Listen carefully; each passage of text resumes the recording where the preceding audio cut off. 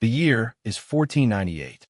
A tiny fleet, battered by the relentless Atlantic, rounds the Cape of Good Hope. Ahead lies the unknown, a tapestry woven with whispers of spice and unimaginable riches. This is not just a voyage. It's a testament to human ambition, a daring leap into the vast, unexplored ocean. This is the Portuguese Empire, at the dawn of its unprecedented maritime dominance. For centuries, the Portuguese flag, a vibrant symbol of exploration and conquest, would unfurl across the globe, a testament to their audacious spirit and unparalleled navigational prowess. Imagine the creak of seasoned timbers, the salty spray on weathered faces, the hushed awe as uncharted lands rise from the horizon. Picture the bustling ports of Lisbon and Lagos, overflowing with the exotic treasures of the East, silks shimmering like 1,000 sunsets, spices perfuming the air with intoxicating aromas, precious stones glinting with an ethereal light. This is the legacy of the Portuguese Age of Discovery, a period of breathtaking innovation that redrew the maps of the world and forever altered the course of history. From the rugged coastline of Portugal, a nation forged in resilience and seafaring tradition, emerged a wave of intrepid explorers, navigators who dared to push the boundaries of the known world.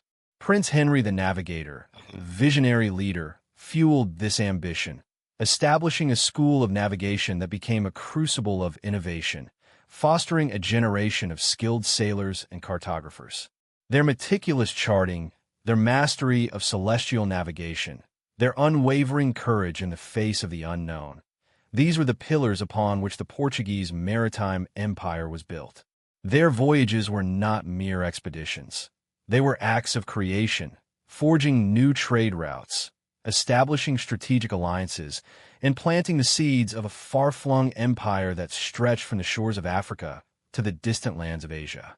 They braved treacherous currents, battled ferocious storms, and navigated by the stars alone, their unwavering determination propelled by the allure of untold wealth and the relentless pursuit of glory. They encountered vibrant cultures, established trading posts, and forged diplomatic ties, leaving an indelible mark on the societies they encountered. The Portuguese caravel, a nimble and seaworthy vessel, became the symbol of their maritime prowess, a testament to their ingenuity and adaptability. Its innovative design allowed them to explore vast stretches of ocean, venturing further than any other European power of the time. The caravel, a sleek silhouette against the boundless horizon, carried not only goods and explorers, but also the weight of ambition, the promise of a new era, the audacity to claim the seas as their own. The echoes of their voyages reverberate through time. The names of Vasco da Gama, Pedro Alvarez Cabral, and Ferdinand Magellan are etched in history, their exploits recounted in epic tales of courage, resilience, and discovery. Their voyages not only brought immense wealth to Portugal, but also expanded the horizons of European knowledge, introducing new plants, animals, and cultures to the Old World. The impact of their explorations on global trade, cultural exchange, and the very fabric of world history is undeniable. From the bustling markets of Goa to the sugar plantations of Brazil, the Portuguese Empire left an enduring legacy. Their influence is woven into the tapestry of countless cultures, shaping languages, customs, and traditions across continents. The echoes of their presence resonate in the architecture of colonial cities, in the melodies of traditional music, and in the very DNA of societies that were irrevocably transformed by their encounter with the Portuguese. Their story is one of breathtaking achievement, of audacious ambition, and of a relentless pursuit of the unknown. It is a story that continues to captivate and inspire, reminding us of the boundless potential of human ingenuity and the enduring power of exploration. It is the story of a nation that, for a time, truly seemed to rule the waves. But did they truly dominate the seas, or is it a narrative shaped by time and perspective? This is a question we will explore. Nestled on the western edge of the Iberian Peninsula, a small nation with a thirst for the unknown was about to rewrite the history of exploration. Portugal, a land kissed by the Atlantic, possessed a unique geographical advantage. Its coastline, stretching westward towards the seemingly endless ocean, beckoned adventurers to cast off their moorings and sail into the uncharted waters beyond the horizon. This wasn't merely a geographical advantage. It was a psychological one, a constant visual reminder of the boundless possibilities that lay just beyond the reach of their ships. Unlike its larger, landlocked neighbors, Portugal felt the pulse of the ocean deeply. The rhythmic crash of waves against the shore wasn't just a sound. It was a siren's call, whispering tales of untold riches and undiscovered lands. This inherent connection to the sea fostered a culture of seafaring, a deep-rooted understanding of the ocean's moods and mysteries, and a daring spirit that pushed the boundaries of what was considered possible. Early ambitions weren't solely driven by a thirst for adventure, though that certainly played a part. The 15th century was a time of intense competition among European powers. The lucrative spice trade, controlled largely by Arab and Italian merchants, was a prize coveted by all. Portugal, however, saw an opportunity to bypass the established trade routes, to forge its own path to the east, and to claim a piece of the immense wealth generated by the spice trade for itself. This ambition wasn't born of arrogance, but of necessity. A relatively small nation, Portugal needed to find its own niche, its own path to prosperity and power. The desire for direct access to the east, to the fabled lands of gold, spices, and silks, became the driving force behind Portugal's early explorations. It was a strategic ambition, a calculated risk, but one fueled by a deep-seated belief in their own capabilities and a burning desire to escape the shadows of their more powerful neighbors.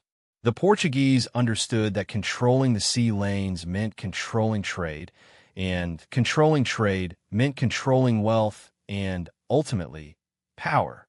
This understanding, born from their unique geography and fostered by their maritime culture, laid the foundation for an empire that would, for a time, truly dominate the seas.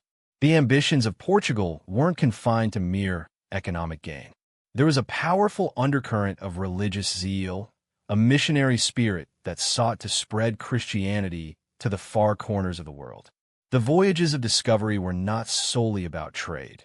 They were also about faith, about extending the reach of Christendom and converting new populations.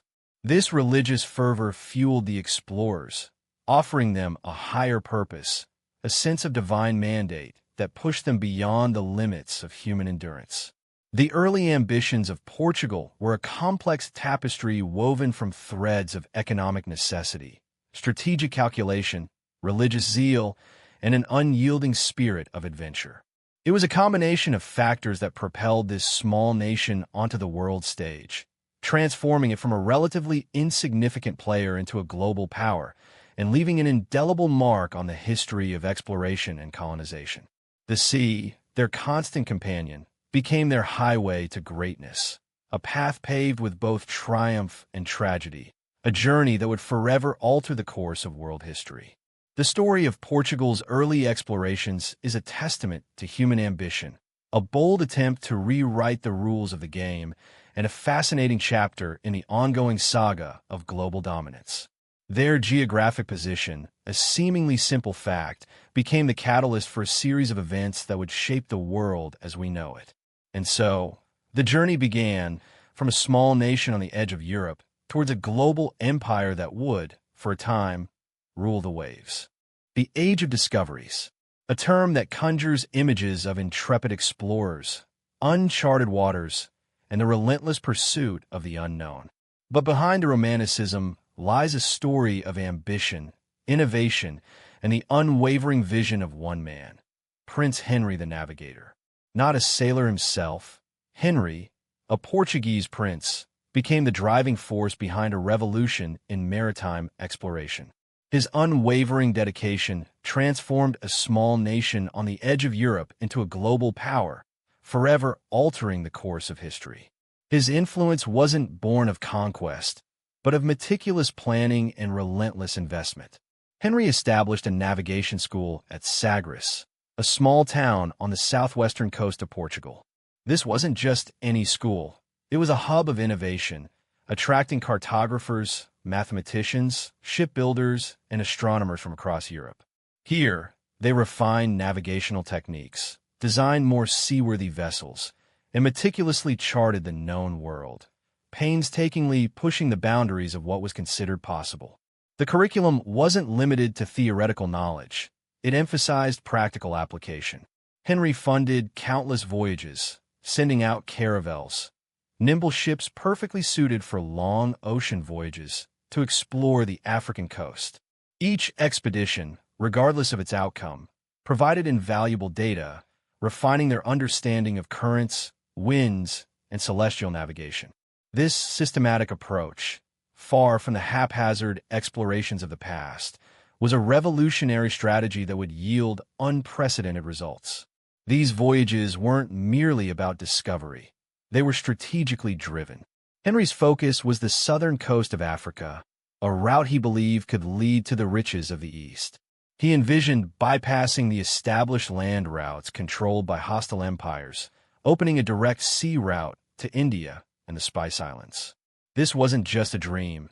It was a calculated gamble, a long-term investment in a future that promised unimaginable wealth and influence. The early expeditions faced immense challenges. The unknown stretched before them, a vast ocean riddled with perils.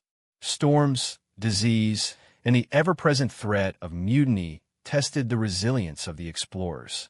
Yet, each setback only fueled Henry's determination. He learned from every failure, adapting his strategies and improving his technology. The success of these early voyages was a testament to Henry's foresight and his ability to cultivate a team of highly skilled and dedicated individuals.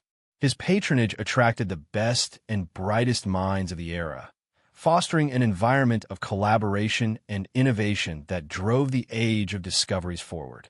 Names like Gillies, who successfully rounded Cape Bojader, a previously insurmountable obstacle, became synonymous with courage and perseverance. These men, fueled by Henry's vision, became the pioneers of a new era of global exploration. The impact of Prince Henry's vision extended far beyond the immediate geographical gains. His investment in navigation and shipbuilding led to technological advancements that transformed maritime travel. The development of the caravel, the astrolabe, and improved cartography were crucial in opening up the world. These advancements weren't just beneficial to Portugal. They revolutionized maritime exploration globally, paving the way for the voyages of Columbus, Magellan, and countless others. Henry's legacy isn't confined to the geographical discoveries themselves. He established a model for systematic exploration, a blend of scientific rigor and bold ambition. His emphasis on knowledge acquisition, meticulous planning, and the fostering of a collaborative environment laid the foundation for centuries of maritime exploration and expansion. He didn't merely discover new lands. He created a system that enabled others to do so, leaving an enduring mark on the history of exploration and the world at large. He was the architect of an age, the visionary who set in motion a chain of events that would reshape the global landscape and irrevocably alter the course of human history.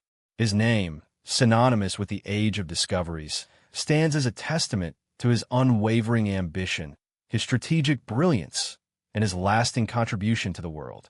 The legacy of Prince Henry the Navigator continues to inspire awe and wonder, a reminder of human potential and the power of relentless pursuit of knowledge. The whispers of gold and spices, carried on the humid winds of West Africa, ignited a fervent ambition within the heart of Portugal. Prince Henry the Navigator, a visionary prince, not a sailor himself, but a master strategist, orchestrated a systematic expansion into the unknown. His Sagres school, a crucible of cartography, navigation, and shipbuilding, forged the instruments of Portugal's early triumphs. No longer confined by the limitations of existing knowledge, Portuguese caravels, nimble and resilient, ventured beyond the familiar shores of Europe. Their initial forays weren't driven by conquest, but by the tantalizing prospect of trade. The allure of gold dust, ivory, and most significantly, enslaved people fueled the relentless pursuit of new markets and resources.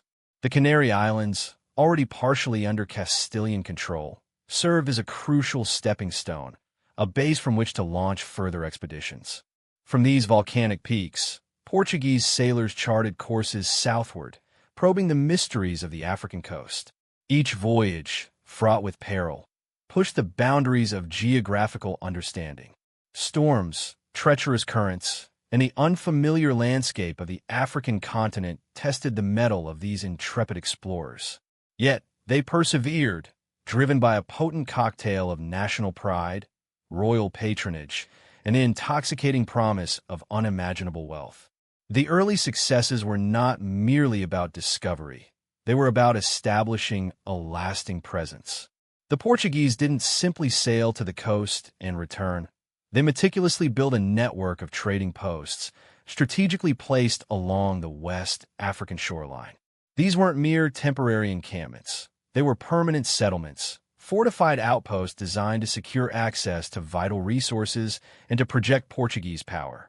These early settlements, often constructed on islands or in sheltered bays, provided safe harbors for ships, allowing for the efficient exchange of goods and the consolidation of power.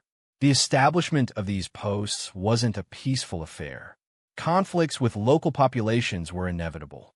The Portuguese, armed with superior weaponry and a ruthless determination, often clashed with African kingdoms who sought to defend their territory and resources.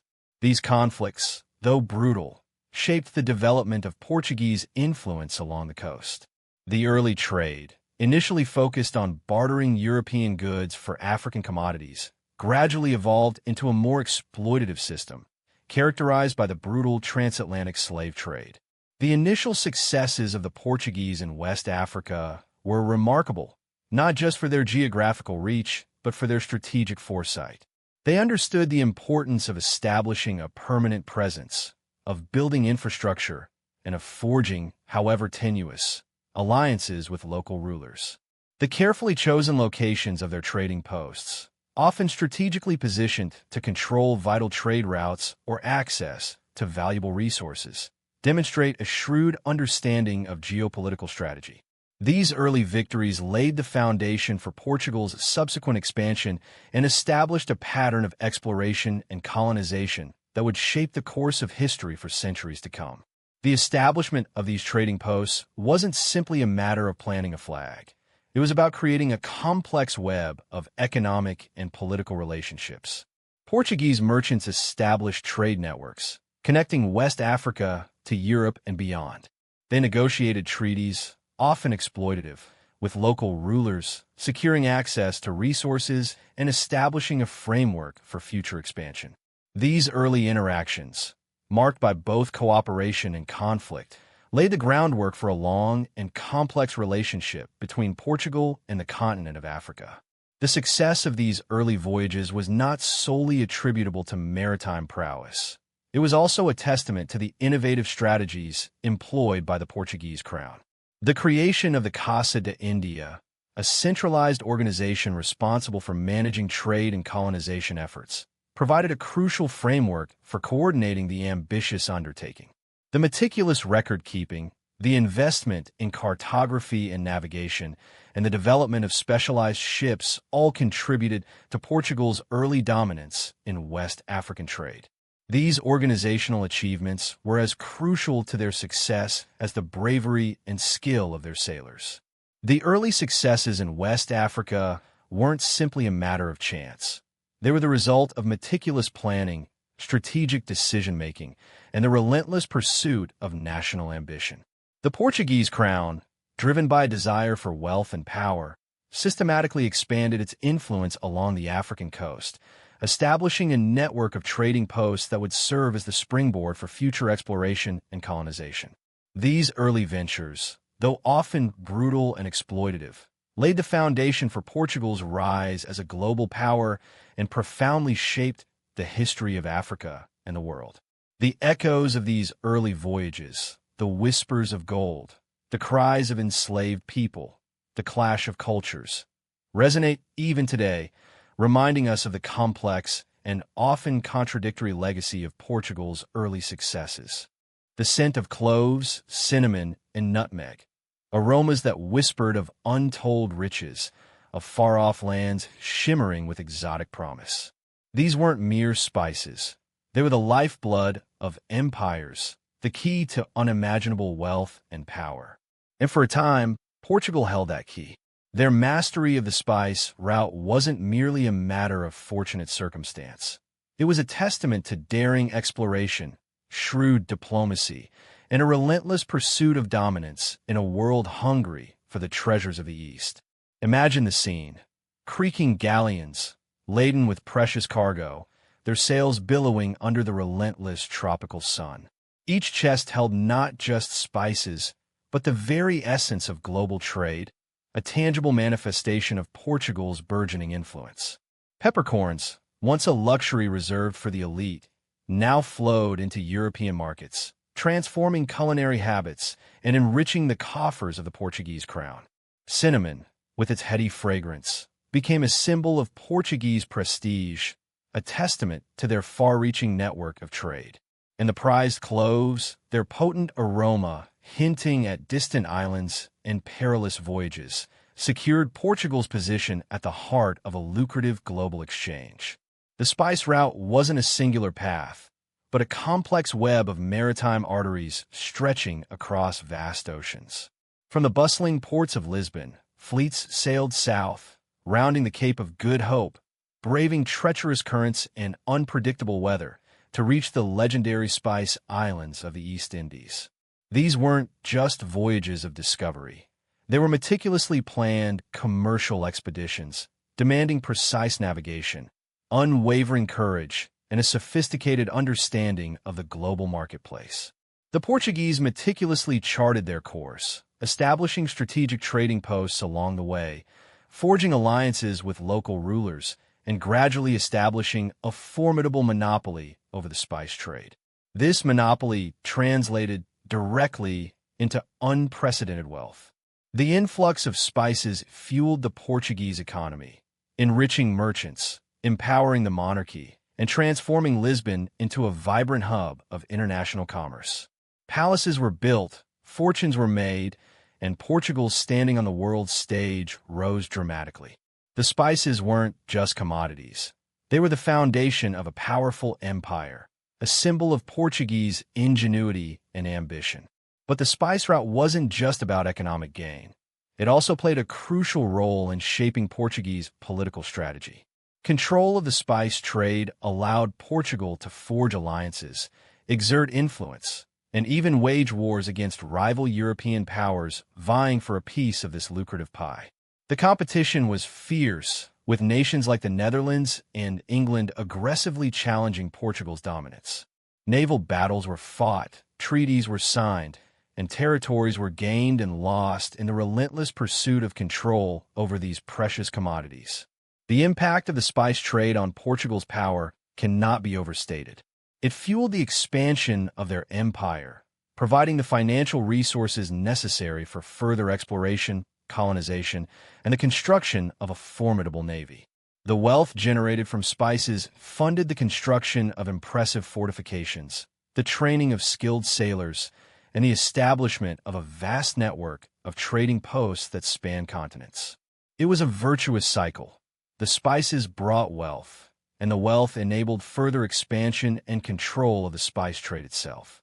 However, the story of Portugal's control over the spice trade is not one of unmitigated triumph. Competition from other European powers, coupled with internal political instability and the changing dynamics of global trade, eventually eroded Portugal's dominance. The spice route, once a symbol of their unparalleled power, became a reminder of the fleeting nature of empires and the relentless ebb and flow of global power. Yet, the legacy of this era remains indelible, a testament to Portugal's ambitious spirit, their remarkable navigational skills, and their pivotal role in shaping the course of global history. The lingering aroma of cloves and cinnamon still whispers tales of a time when Portugal, for a brief but brilliant period, truly held the key to the world's most coveted treasures. Brazil. The very name conjures images of vibrant landscapes, lush rainforests, and a history interwoven with the rise and fall of empires. For Portugal, Brazil represented not merely a colony, but the cornerstone of its global ambitions, a land of untold riches that would shape its destiny for centuries.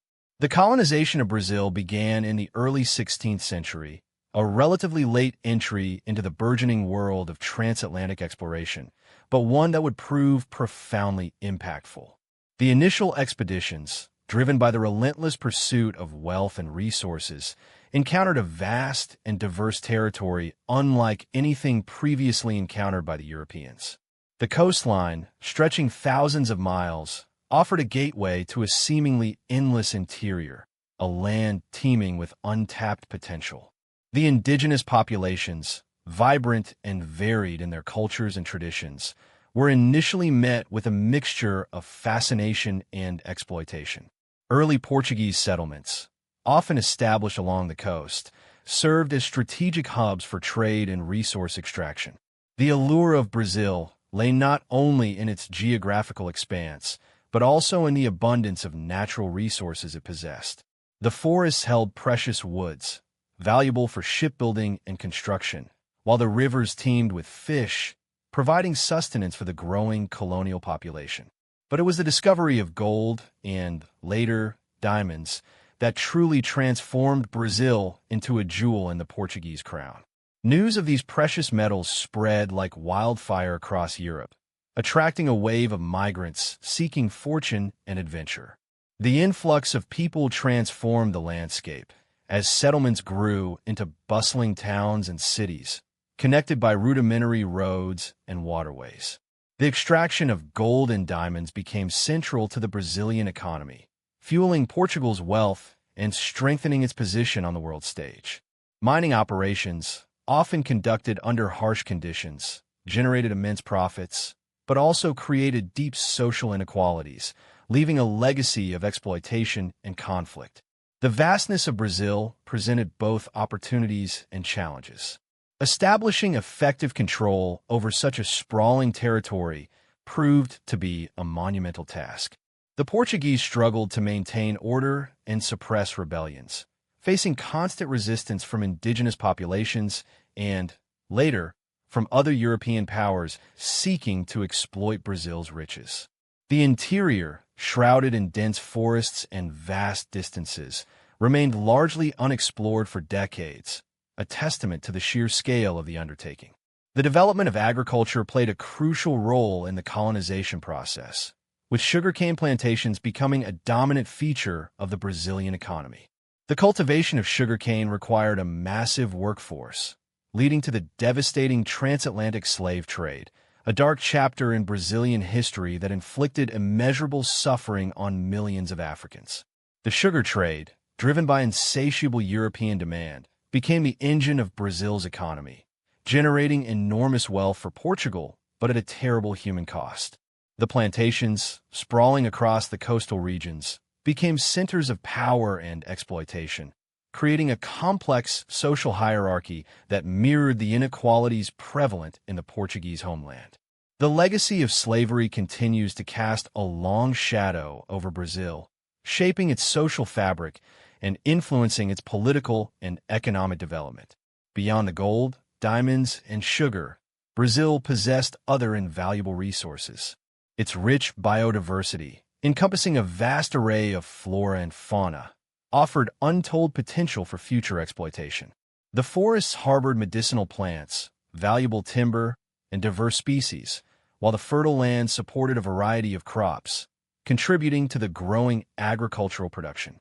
The colonization of Brazil was a complex and multifaceted process, shaped by ambition, exploitation, and the relentless pursuit of wealth. It was a story of both triumph and tragedy, marked by moments of profound innovation and brutality. The impact of Portuguese colonization on Brazil is undeniable, leaving an indelible mark on its culture, language, and social structures. While the Portuguese Empire ultimately declined, the legacy of its Brazilian colony continues to resonate to this day, a testament to the enduring power of its historical and economic significance.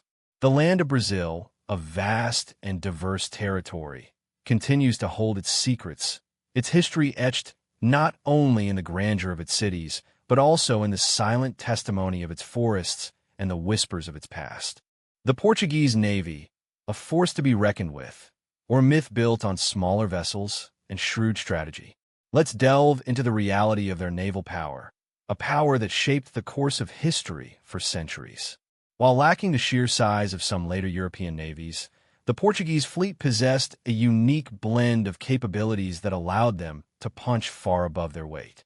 Their ships, initially caravels, nimble, easily maneuvered vessels, were perfectly adapted for exploration and long-distance voyages. These weren't the massive galleons of later empires, but their speed, maneuverability, and resilience in rough seas made them invaluable in charting unknown waters and establishing crucial trade routes. They were designed for efficiency, not overwhelming firepower, prioritizing range and endurance over brute force. The Portuguese understood the importance of innovation. Their advancements in navigational technology, the astrolabe, the compass, improved cartography, gave them a crucial edge, allowing them to navigate with greater precision and reach distant shores that remained elusive to others. This technological advantage, coupled with their skilled navigators and shipwrights, was a cornerstone of their naval prowess. They weren't just explorers. They were pioneers in maritime technology, constantly refining their techniques and adapting their ships to the challenges of the open ocean. Beyond the ships themselves, the success of the Portuguese Navy hinged on its organization and strategy. They weren't simply a collection of independent vessels. They operated under a structured command system, allowing for coordinated actions and effective deployment of their resources. Their strategy often relied on speed, surprise, and superior seamanship, outmaneuvering larger, less agile opponents. They mastered the art of coastal raiding and swift attacks, effectively utilizing their smaller, faster ships to harass enemies and disrupt their operations. This asymmetric warfare approach, a clever adaptation to their resource limitations, proved incredibly effective. The Portuguese also understood the importance of strategic alliances and maintaining control over key ports and trade routes. These strategic outposts served as vital resupply points, allowing their ships to extend their range and maintain a consistent presence across vast distances. These weren't merely bases. They were crucial nodes in a carefully constructed network that facilitated trade, communication, and the projection of power. Control of these strategic locations was paramount, and the Portuguese fought tenaciously to maintain them, understanding that their naval strength wasn't just about the ships, but about the network they supported. Furthermore, the Portuguese Navy wasn't solely focused on offensive capabilities. Their expertise extended to naval architecture, ship maintenance, and logistical support. Their ability to efficiently repair and resupply their vessels at sea or in their strategically placed ports was a significant advantage, allowing them to undertake long and arduous voyages with greater confidence. This logistical prowess often went unnoticed, but was crucial in sustaining their maritime ambitions. They were masters of adapting to the environment, developing innovative solutions for issues of provisioning, maintenance, and navigation in unfamiliar territories. However, it's crucial to acknowledge the limitations of the Portuguese Navy. Their fleet was never overwhelmingly large, and they faced challenges from larger and more powerful navies as the centuries progressed. While their early successes were remarkable, they couldn't indefinitely maintain their dominance against the rising power of other European nations. Their resources were finite, and their relatively small size meant they were vulnerable to superior numbers in large-scale confrontations. Despite these limitations, the Portuguese Navy's impact on maritime history is undeniable. Their achievements in navigation, ship design, and strategic deployment laid the foundation for future naval powers. Their legacy extends beyond mere military strength, encompassing a spirit of innovation and exploration that continues to inspire.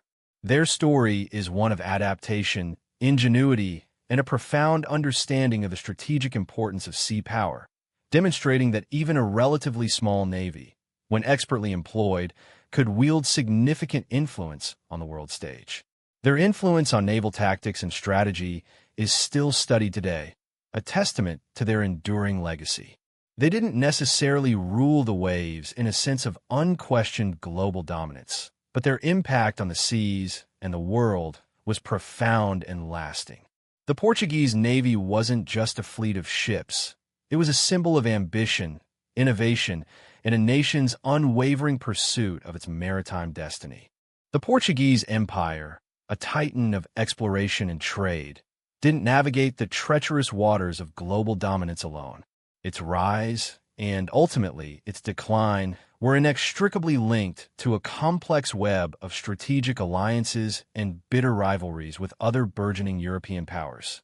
From the outset, Portugal's ambitions clashed with those of Spain, its Iberian neighbor.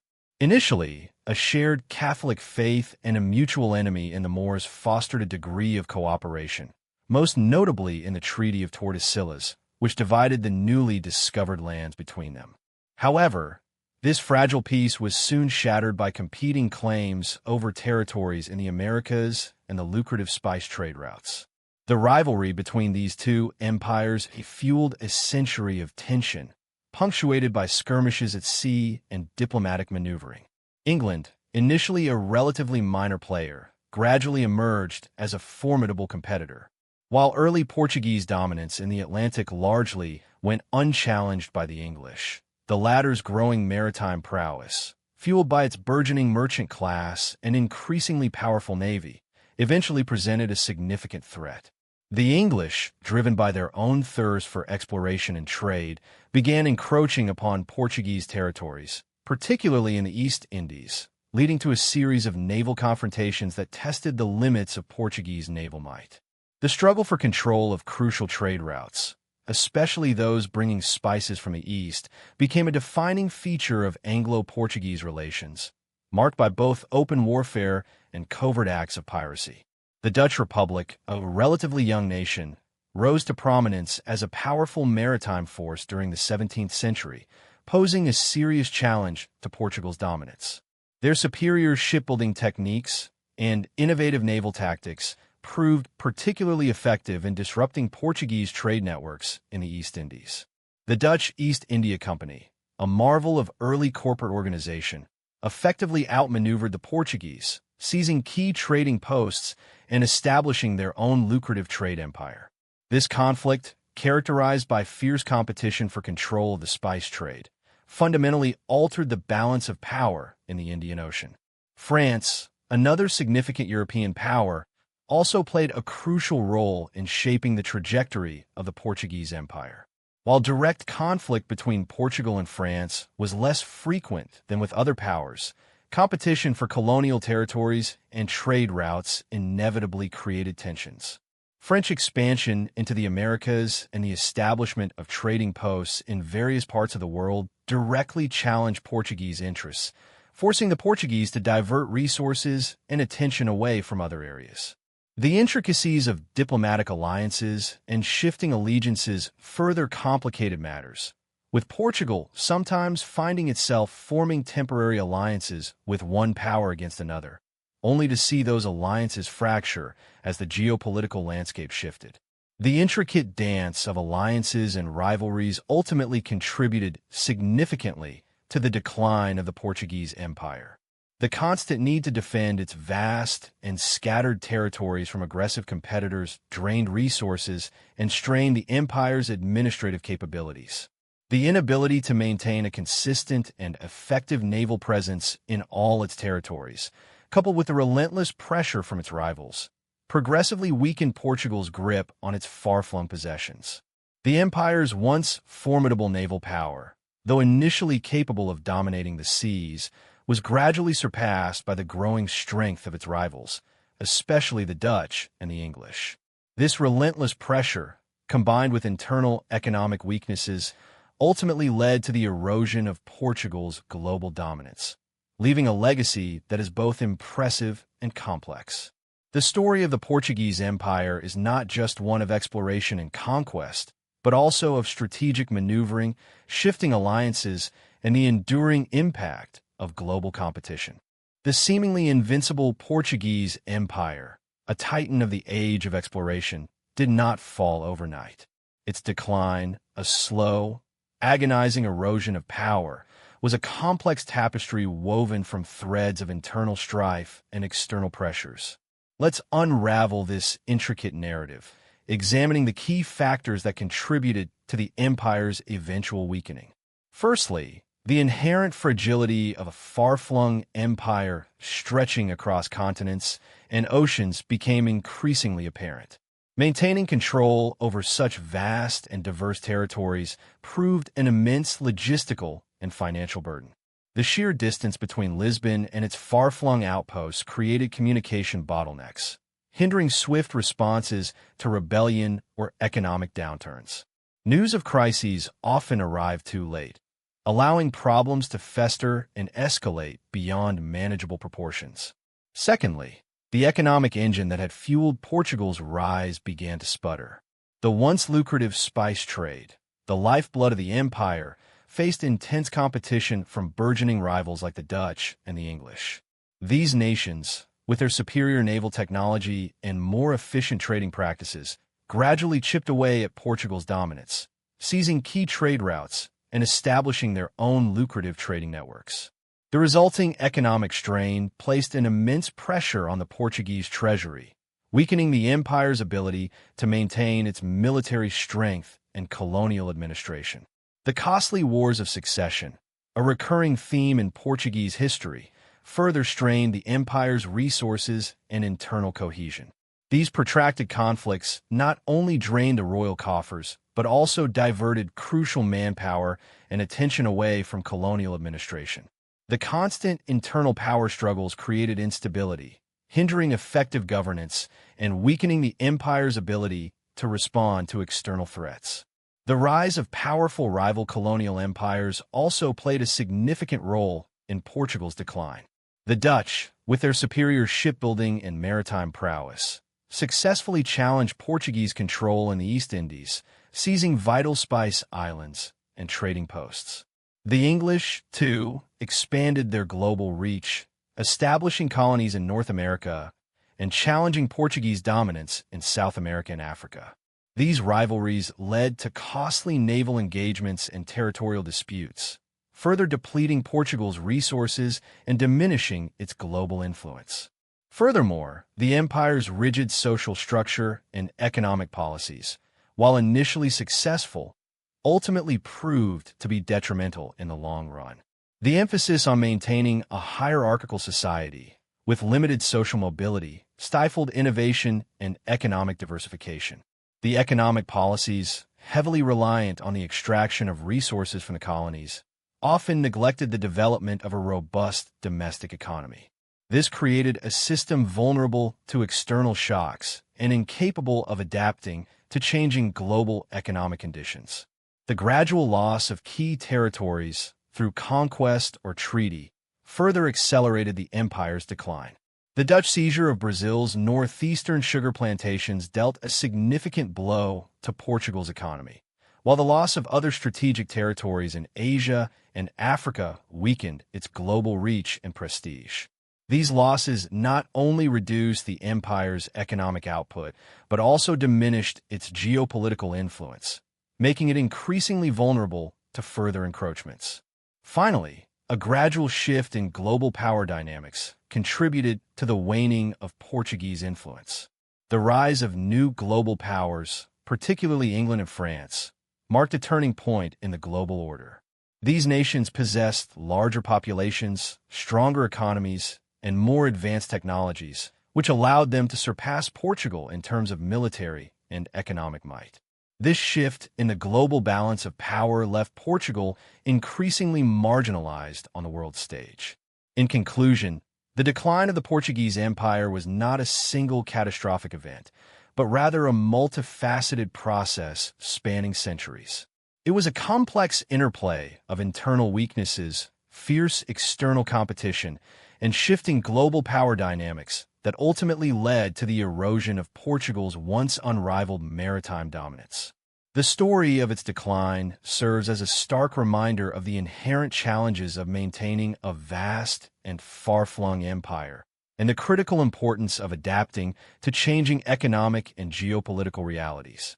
The seemingly boundless wealth gleaned from the spice trade and the riches of Brazil masked a more insidious reality. Portugal's economic dominance, while impressive, was built on a foundation of fragility, a house of cards susceptible to the winds of change. The very system that propelled their rise ultimately sowed the seeds of their decline. Over-reliance on a few key commodities, primarily spices and gold, left the Portuguese economy vulnerable to fluctuations in global markets. The price of pepper, cinnamon, and cloves, the lifeblood of their trade, was subject to the whims of supply and demand, leading to periods of boom and devastating busts. The influx of gold from Brazil, while initially staggering, failed to stimulate a diversified economy. Instead, it fueled inflation, devaluing the currency and creating economic instability. The Portuguese crown, burdened by the expenses of maintaining a vast empire, often resorted to inflationary practices, further exacerbating the problem. This short-sighted approach neglected vital investments in infrastructure, agriculture, and manufacturing, hindering the development of a robust and resilient economy. The rigid social structure, with its entrenched aristocracy and a largely impoverished populace, also contributed to Portugal's economic woes. The vast majority of the population lacked access to education and opportunities, limiting their ability to contribute to economic growth. The concentration of wealth in the hands of a few further stifled innovation and entrepreneurship. Furthermore, the costs of maintaining a large naval fleet and a sprawling colonial empire placed an immense strain on the national treasury. The constant need for military engagements, both to defend existing territories and to expand into new ones, drained resources that could have been invested in economic development. Expensive colonial wars, often fought far from home, depleted the coffers and further weakened the economy. The administration of the empire itself was inefficient and often corrupt, with funds siphoned off by greedy officials and embezzled on a grand scale. This systemic corruption eroded public trust and hampered economic progress. Competition from rival European powers further exacerbated Portugal's economic difficulties. The Dutch, English, and French, with their growing naval power and more diversified economies, increasingly challenged Portuguese dominance in key trade routes. They established their own trading posts, undercutting Portuguese prices and gradually chipping away at their monopoly. The loss of key trading posts and colonies to these rivals dealt a significant blow to Portugal's economic strength. The inability to adapt to changing economic conditions, coupled with the rigid adherence to outdated mercantilist policies, further hampered Portugal's ability to compete. The Portuguese crown clung to its traditional economic model, resistant to the innovative economic theories and practices emerging in other parts of Europe. This resistance to change ultimately proved to be a fatal flaw.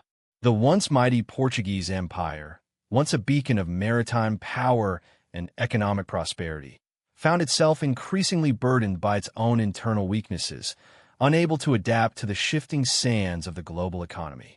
The seeds of its decline were sown not by external forces alone, but by the very foundations upon which its empire was built. The economic challenges were not merely a symptom of decline, but a driving force in its eventual downfall.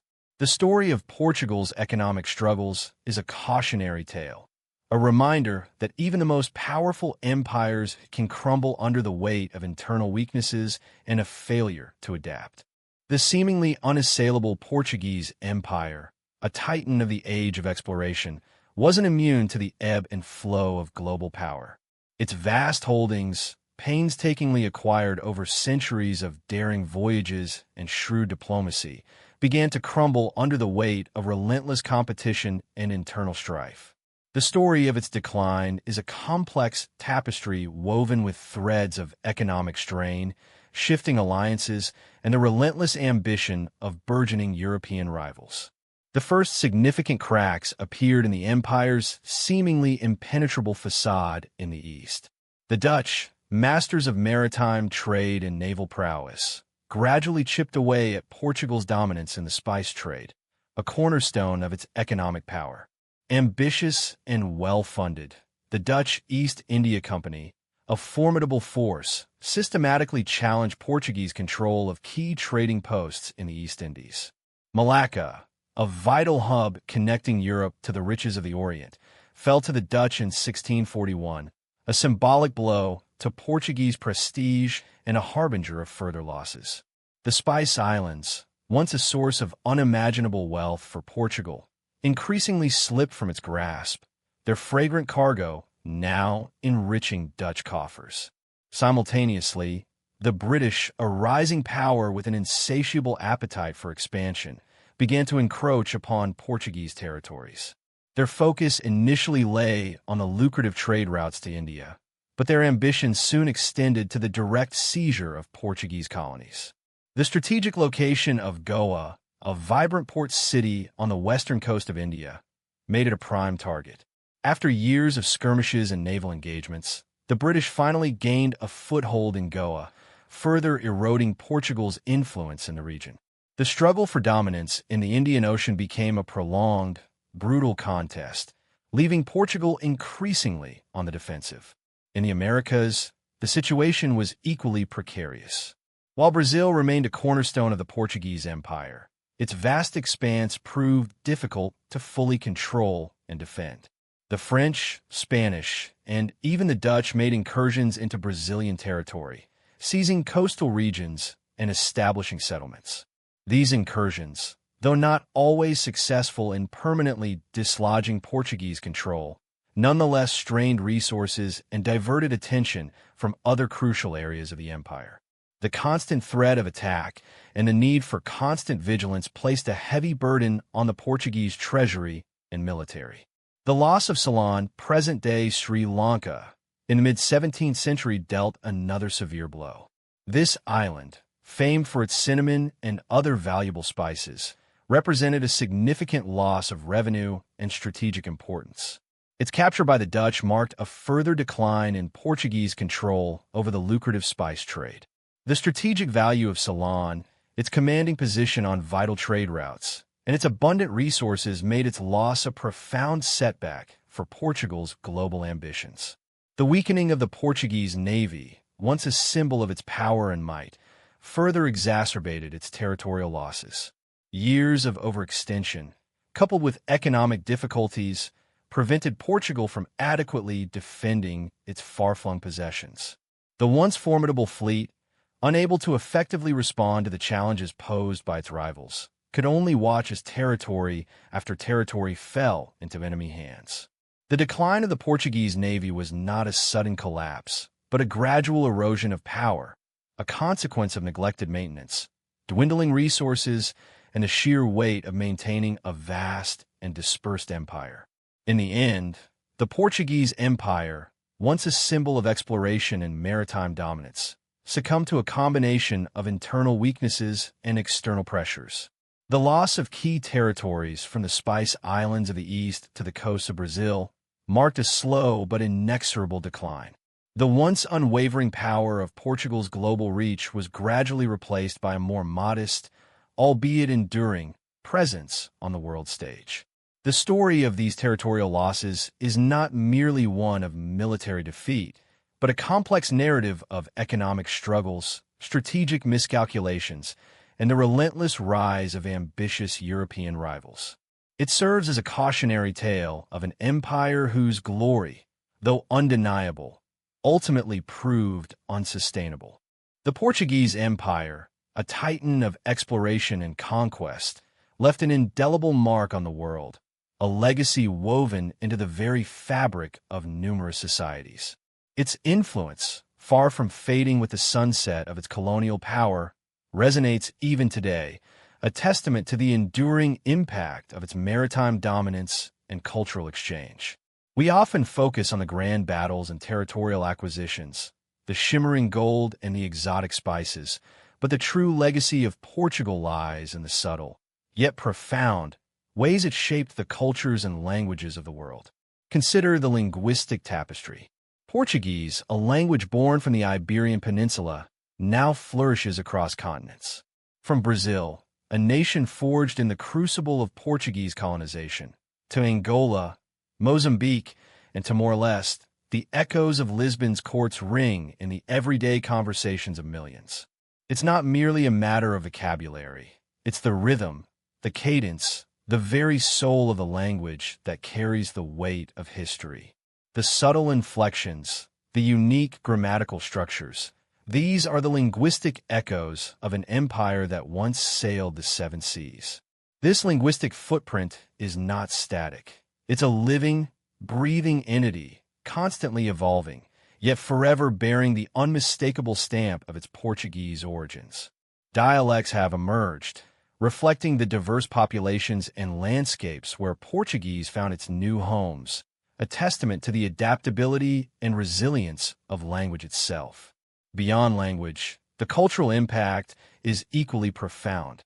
Portuguese cuisine, a vibrant blend of indigenous ingredients and European techniques, has spread globally, its flavors a delicious reminder of the empire's far-flung reach. From the feijoada of Brazil, a hearty stew reflecting the fusion of African and Portuguese culinary traditions, to the pastel de nata, a creamy custard tart that has conquered the world, the culinary legacy of Portugal is undeniable. These dishes are not simply food. They're narratives, whispering tales of cultural exchange and adaptation. They are a tangible manifestation of the empire's interaction with different societies, a testament to its ability to blend and borrow, to create something new from the old. Architecture, too, bears witness to the Portuguese legacy. The imposing forts and imposing cathedrals, legacies of colonial power, stand as silent sentinels across the globe. They are monuments, not only to Portuguese engineering prowess, but also to the cultural exchange that took place between colonizers and colonized. The architectural styles, often a fusion of European and indigenous aesthetics, reflect a complex interaction, a dialogue between cultures that shaped the landscape and the very identity of countless cities and towns. These structures, many still standing proudly, are reminders of a time when Portugal's influence extended far beyond its borders.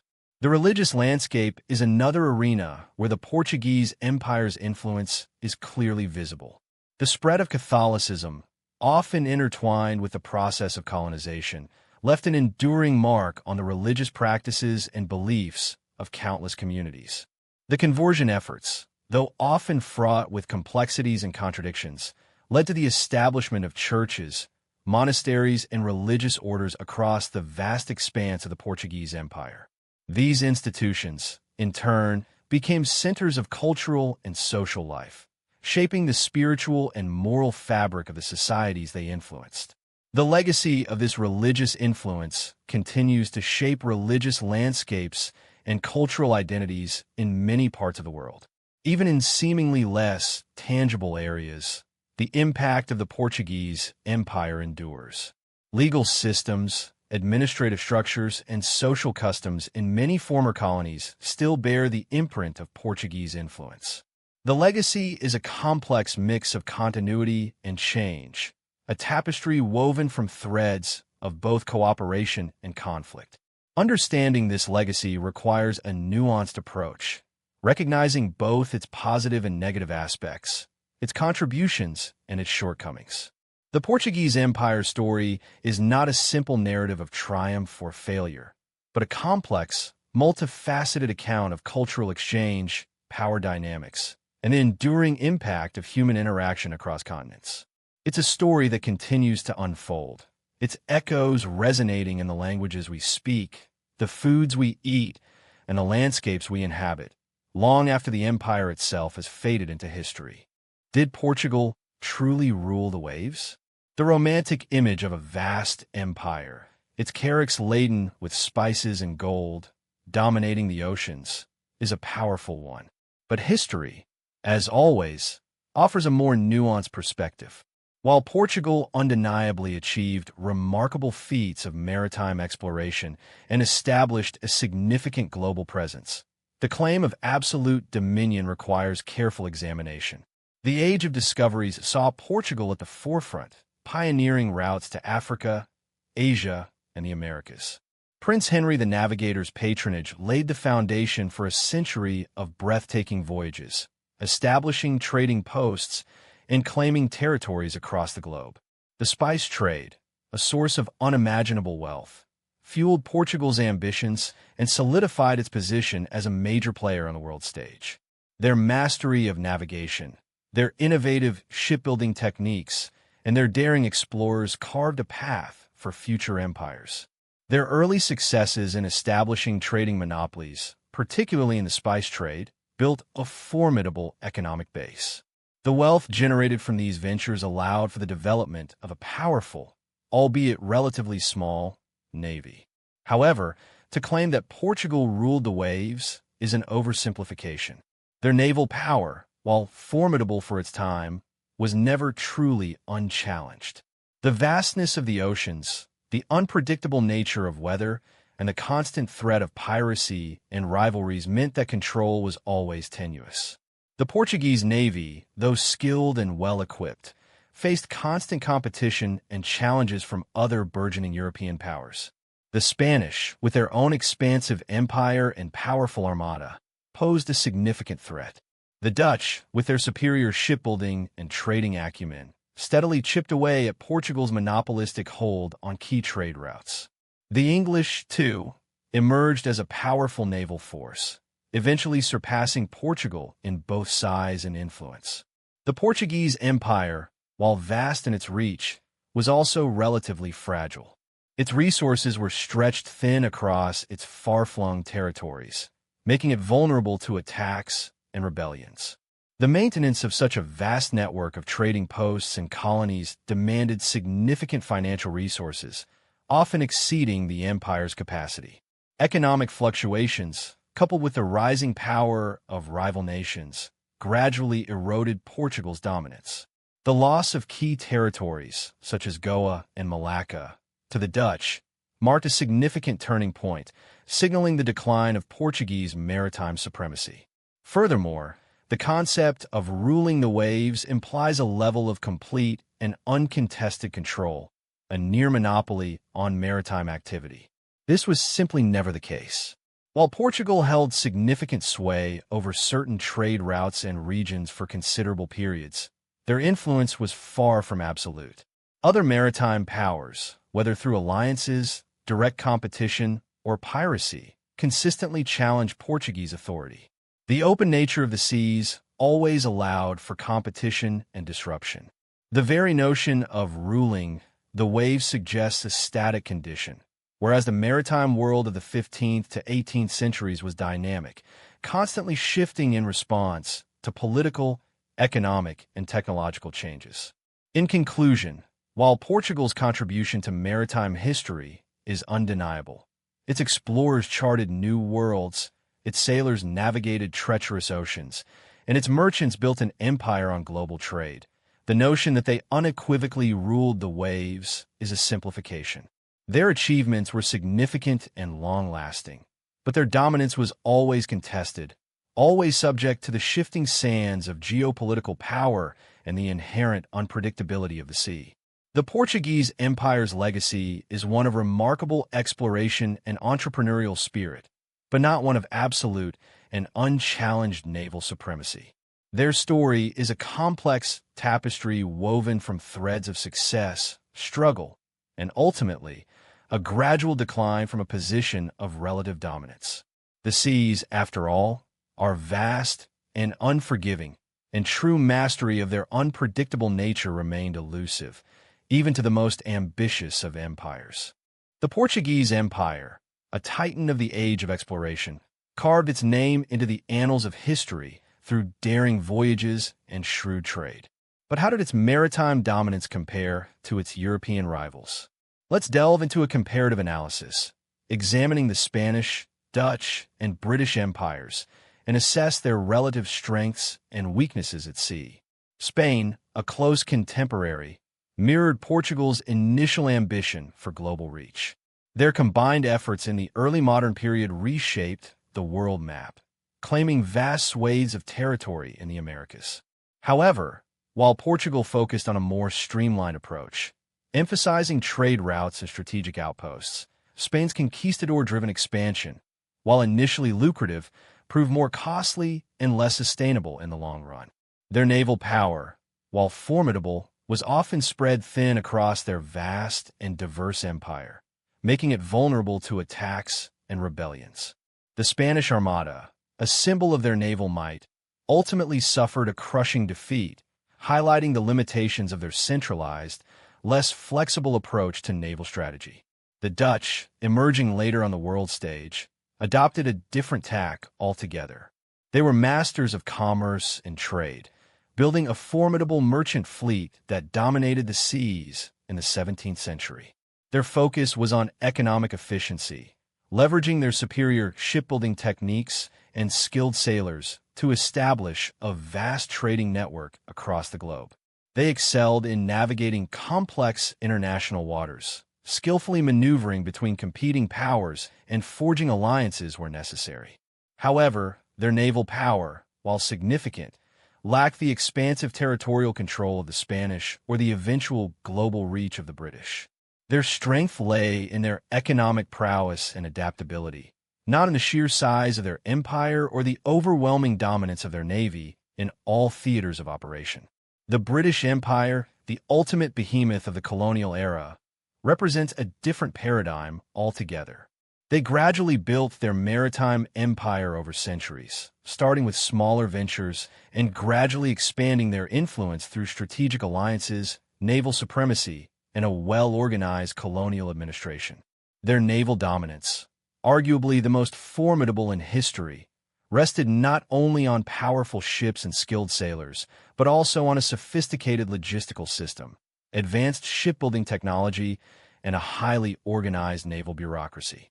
The British Navy became a symbol of global power projection, capable of policing the seas and enforcing their global interests across vast distances. Their success stemmed from a combination of factors: military might, economic strength, and a deft understanding of geopolitical strategy, exceeding the scope and longevity of the Portuguese, Spanish, and Dutch empires. So, while the Portuguese Empire undeniably made significant contributions to maritime exploration and trade, establishing a formidable presence in the Indian Ocean and claiming Brazil, a comparison with its European counterparts reveals a nuanced picture. Spain's vast American empire, though initially prosperous, proved challenging to manage and ultimately less sustainable. The Dutch, masters of trade, lacked the territorial reach of their rivals. And the British, with their superior naval power and global strategy, eventually surpassed all others in terms of sustained dominance and the sheer scale of their colonial holdings. The Portuguese legacy remains significant, but their claim to having ruled the waves must be viewed within the context of this broader, multifaceted competition for maritime supremacy. Their achievements were impressive, but their reign was ultimately a chapter in a much larger narrative of European maritime expansion. So, did Portugal truly rule the waves? The answer, as with most historical inquiries, is nuanced. While the Portuguese Empire's maritime achievements were undeniably monumental, shaping the course of global history, claiming absolute dominion is an oversimplification. Let's recap the key elements of their extraordinary journey. From humble beginnings, a nation strategically positioned on the edge of Europe, Portugal launched an era of unprecedented exploration. Prince Henry the Navigator, a visionary leader, fueled this ambition, establishing a navigational school that fostered innovation and a thirst for discovery. These early voyages, venturing down the coast of Africa, not only expanded Portuguese territorial influence, but also fundamentally altered global trade routes. The acquisition of the lucrative spice trade, a pathway to unimaginable wealth and power, cemented Portugal's position on the world stage. The spices of the East, once a rare and precious commodity, flowed into Europe, enriching Portugal's coffers and solidifying its influence. The conquest and colonization of Brazil, a land of immeasurable natural resources, further augmented this economic dominance, creating a vast empire stretching across continents. However, Portugal's naval prowess, while formidable, wasn't unchallenged. The Portuguese navy, famed for its carracks and caravels, certainly controlled key maritime routes for a considerable period, but faced persistent competition from burgeoning European powers. Spain, the Netherlands, England, and France all vied for a slice of the global pie, challenging Portugal's monopoly and gradually eroding its dominance. The economic realities of maintaining such a vast empire eventually took their toll. The cost of defending far-flung territories, coupled with the inherent vulnerabilities of a global trade network, gradually weakened Portugal's economic strength. The loss of key territories through conquest or strategic maneuvering by rival nations further contributed to the empire's decline. While the Portuguese Empire ultimately relinquished its position as a preeminent global power, its legacy remains profound and undeniable. The cultural impact is pervasive, with Portuguese language and traditions influencing societies across the globe. The architectural marvels, the enduring trade routes, and the enduring cultural exchange. These are testaments to a period of remarkable exploration and ambition. It's important to contextualize Portugal's maritime achievements within the broader sweep of global history. Compared to the vast empires of Spain, the Netherlands, and, later, Britain, the Portuguese Empire, while incredibly influential, held its peak dominance for a comparatively shorter period. Their achievements, however, were no less remarkable, establishing a foundation for global trade and leaving an indelible mark on the world map. In conclusion, while Portugal may not have achieved the unqualified, unchallenged rule of the waves often implied, their maritime legacy is undeniable. Their courageous explorers, innovative shipbuilders, and shrewd traders shaped the course of world history, leaving a lasting impact on culture, language, and the global economy. Their story is one of ambition, innovation, and the enduring power of exploration, a testament to a nation that, for a time, truly stood at the forefront of global maritime power. Their influence reverberates even today, reminding us of the profound consequences of daring to venture into the unknown. The Portuguese Empire didn't just rule the waves. They charted a course for the modern world, a legacy that continues to inspire and intrigue us centuries later. The echoes of their voyages still resonate across the oceans, a testament to their enduring impact on the global stage. And that, in itself, is a remarkable achievement. Their story serves as a reminder that even the most powerful empires eventually face the tides of change, but their impact can endure for centuries to come.